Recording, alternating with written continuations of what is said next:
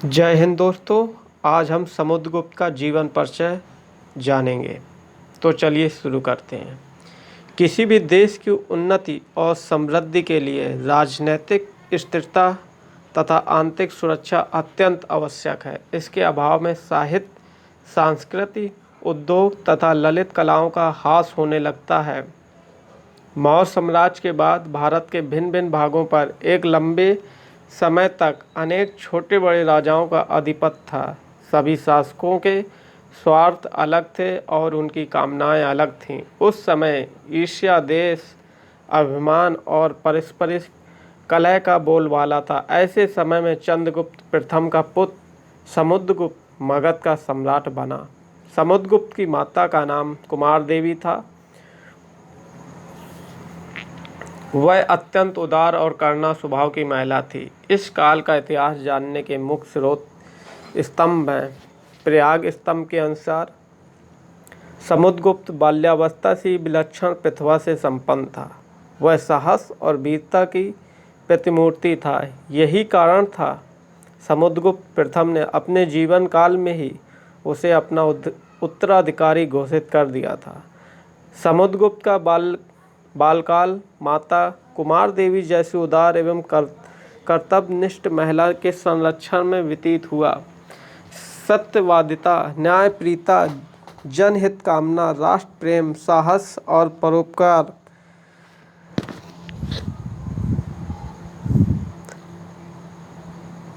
एवं कर्मनिष्ठ महिला के संरक्षण में व्यतीत हुआ।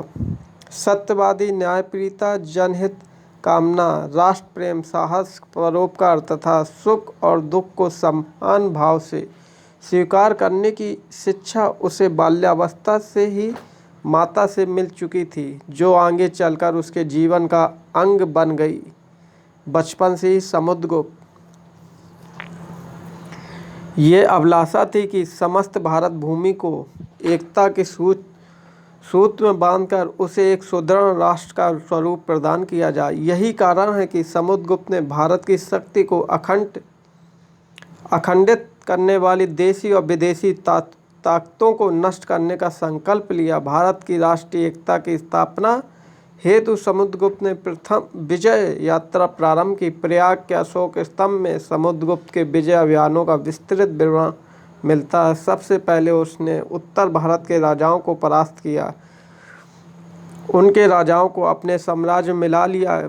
उसके साहस और पौरुष की चर्चा होने लगी। अपनी सेना का संचालन वह स्वयं करता था और एक सैनिक की भांति युद्ध में भाग लेता था। धीरे धीरे उसने पूर्व में बंगाल तक अपना राज फैलाया। पूर्वी तट के द्वीपों पर आक्रमण के लिए उसने नौसेना का गठन किया। राष्ट्रीय एकता को सुदृढ़ करने के लिए दक्ष राजाओं को एक केंद्रीय शासन के अधीन लाना आवश्यक था। प्रयाग स्तंभ में इसका उल्लेख है। इस यात्रा के लिए उसे अत्यंत भयावह और बीहड़ जंगलों को पार करना था। यही कहीं पहाड़ लांघने पड़े, कहीं नदियों पर पुल बांधने पड़े और कहीं हाथियों से ही पुल का काम लेना पड़ा। समुद्रगुप्त ने मध्य प्रदेश से प्रवेश कर दक्षिण कौशल की राजनगरी श्रीपुर पर घेरा डाला। इसके बाद उसने बिहार जंगली प्रदेश महाकांतर पर आक्रमण कर विजय प्राप्त की। पल्लव राजा को छोड़कर सभी ने उसके सामने आत्मसमर्पण कर दिया। पल्लव राजा विष्णुगुप्त की हाथियों की सेना अत्यंत शक्तिशाली थी, लेकिन समुद्रगुप्त के आक्रमण की आंधी को वो भी नहीं रोक सकी और अंत में उसे भी आत्मसमर्पण करना पड़ा। सीमांत प्रदेश के 5 तथा 9 अन्य गणराज्यों ने समुद्रगुप्त की अधीनता स्वीकार कर ली। इसके पश्चात आर्यावर्त, विंध्य क्षेत्र, मध्य भारत और कलिंग से लगे जंगली प्रदेशों के 18 अठवी शासकों को भी समुद्रगुप्त ने परास्त किया। कहते हैं समुद्रगुप्त इन अभियानों में 3 वर्ष में 3000 मील की यात्रा की थी। समुद्रगुप्त अत्यंत दूरदर्शी शासक था। वह जानता था कि केंद्र से सुदूर दक्षिण भारत के राज्यों की व्यवस्था करना कठिन होगा। इसीलिए दक्षिण भारत के शासकों को पराजित करने के पश्चात उसने अपने साम्राज्य में नहीं मिलाया और उनका राज अनुग्रह पूर्वक उन्हीं को वापस कर दिया। इस प्रकार लगभग संपूर्ण भारत पर समुद्रगुप्त का अधिकार हो गया। लगभग समस्त भारत पर विजय पताका फहराने के पश्चात समुद्रगुप्त ने अश्वमेध यज्ञ किया। उस समय हिंदू राजाओं में ये प्रथा थी कि जब कोई सम्राट दिग्विजय करता था तभी वह ये यज्ञ किया करता था। इस यज्ञ में एक घोड़ा छोड़ा जाता था और उसके सेना उसके पीछे चलती थी। यदि कोई घोड़ा पकड़ लेता था तो राजा उससे युद्ध करता था। अन्यथा जब घोड़ा विभिन्न राज्यों की सीमाओं से होकर वापस आता था तब यज्ञ पूर्ण माना जाता था और राजा दिग्विजयी समझा जाता था।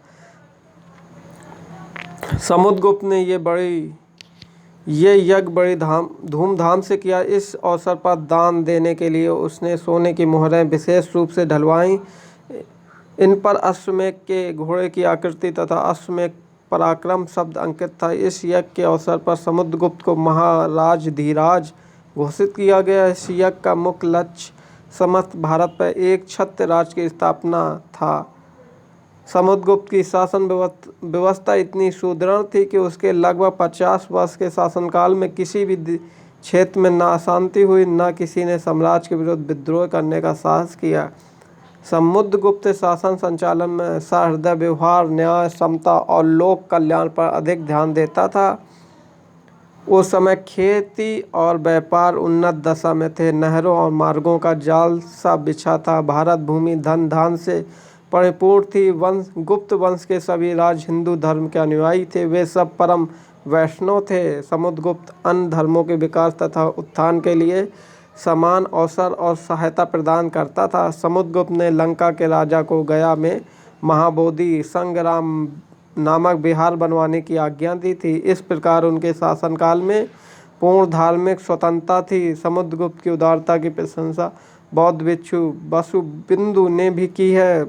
समुद्रगुप्त न केवल शास्त्रों में ही कुशल या वरन शास्त्रों में भी उसका लगाव था। साहित्य और संगीत में उसकी बड़ी रुचि थी। वह स्वयं एक अच्छा लेखक और कवि था। वह साहित्यकारों और कवियों का आश्रयदाता था। उसका मंत्री हरिसेन भी उच्च कोटि का कवि था। कहते हैं बौद्ध विद्वान वसुबंधु को भी समुद्रगुप्त का आश्रय प्राप्त था। समुद्रगुप्त वीणा बजाने में बड़ा निपुण था। प्रयाग के स्तंभ और सिक्कों पर अंकित वीणा से उसकी पुष्टि होती है। यह समुद्रगुप्त की विलक्षण प्रतिभा ही थी कि वह वाग्य पराक्रम की उपाधि से सुशोभित था। समुद्रगुप्त ने लगभग 50 वर्ष तक सुख और शांति से शासन चलाया। प्रयाग स्तंभ से स्पष्ट है कि वह एक अखिल भारतीय साम्राज्य की कल्पना से प्रेरित था। अपनी इसी अदम्य इच्छा शक्ति और अपार पौरुष के बल पर वह एक प्रबल केंद्रीय राज सत्ता की स्थापना कर सका। सेनापति और सम्राट के रूप में तेजस्वी समुद्रगुप्त ऐसे भी अनेक गुप्त थे जो शांतिपूर्ण जीवन के लिए अधिक अनुकूल थे। प्राप्त सिक्कों और अभिलेखों से हमारे समक्ष एक ऐसे वज्रदेह शक्तिशाली सम्राट की मूर्ति खड़ी होती है जिनसे देश को धन धान से परिपूर्ण किया। तत्कालीन बौद्धिक एवं सांस्कृतिक संपन्नता से उस नव युवक को सूत्रपात किया जिसमें 5 सदियों से छिन्न भिन्न हुई राजनीतिक राष्ट्रीय एकता पुनः स्थापित हुई। इसे भारत का स्वर्ण युग भी कहा जाता है। तो दोस्तों, आपको समुद्रगुप्त का जीवन परिचय कैसा लगा कमेंट में उत्तर देना ज़रूर ना भूलें।